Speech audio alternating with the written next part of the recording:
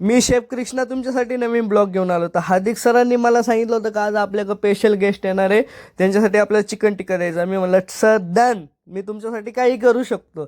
Sir म्हणजे ठीक आहे तू लावून दे.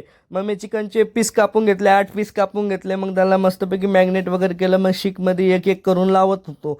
तर तिथे 2 शीकमध्ये लावले, कारण की एका शीकमध्ये लावले तर व्यवस्थित ते शिजणार नाही. त्यामुळे मी 2 शीकमध्ये लावून घेतलं. मग आपलं काय दोस्त जे आहे तंदूरमध्ये टाकून दिलं. तंदूरमध्ये पकायसाठी मला कमीत कमी 12 मिनटं लागतं, कारण की जसं जे टेम्परेचर असतं त्याच्यावर टाकावं लागतं.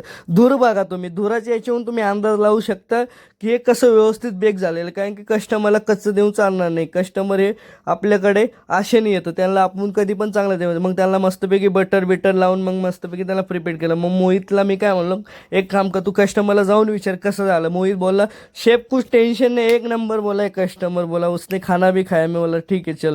तो आमच्या नेचरमध्ये जे रूम वगैरे आहे त्याचे सर्व तुम्हाला मी दाखवलेलं आहे. आमचे विदेश थोडा सर आहे, त्यांनी एवढं भारी आमच्यासाठी करून ठेवलं ना, कोणत्याही कस्टमरला कोणताही प्रॉब्लेम होणार नाही.